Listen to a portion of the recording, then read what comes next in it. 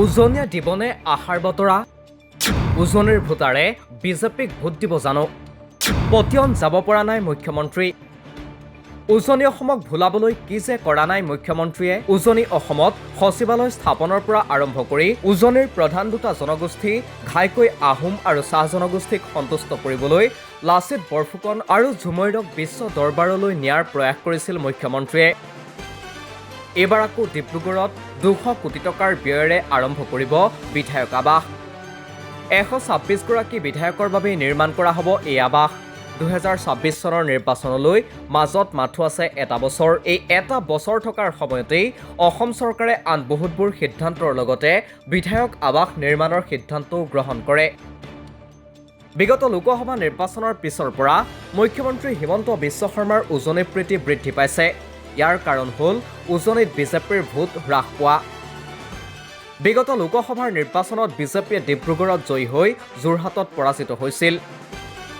যদিও ডিব্ৰুগড়ত জয়ী হৈছিল বিধানসভাৰ সমষ্টিবোৰত বিজেপিৰ ভোট যথেষ্ট হ্ৰাস পাইছিল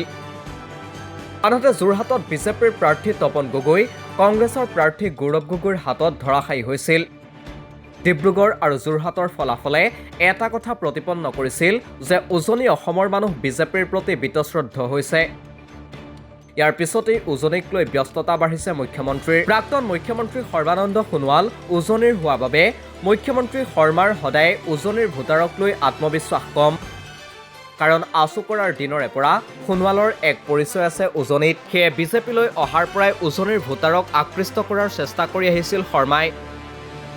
আনকি বিগত 2021 চনৰ বিধানসভাৰ নিৰ্বাচনৰ পিছত মুখ্যমন্ত্ৰী হিচাপে শপত লৈ তেওঁ প্ৰথমে গৈছিল সৰ্বানন্দ সোণোৱালৰ সমষ্টি মাজুলীলৈ তাৰ পিছত কিমানবাৰ মুখ্যমন্ত্ৰী উজনিলৈ গৈছে তাৰ হিচাপ নাই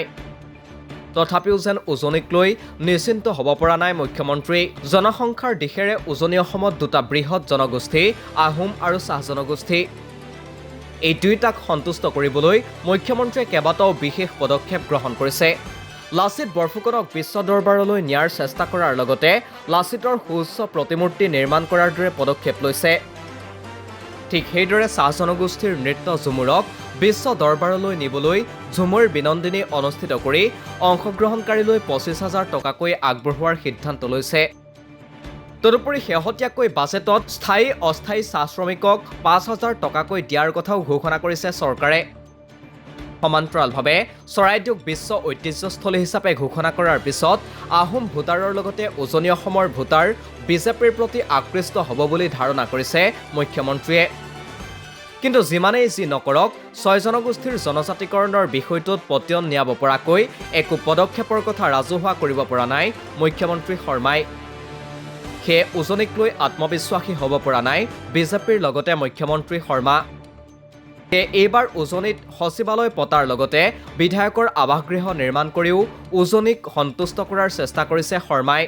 প্ৰশাসন আৰু ব্যৱস্থাটোক ৰাইজৰ কাষ চপোৱাৰ বাবে এই সিদ্ধান্ত লোৱা বুলি মুখ্যমন্ত্ৰীয়ে দোহাৰিলেও ইয়াত যে ভোটৰ ৰাজনীতিৰ বিষয়টো জড়িত হৈ আছে সেয়া স্পষ্ট নিউজ ডেস্ক ৰিপৰ্ট দি ক্ৰছ কাৰেণ্ট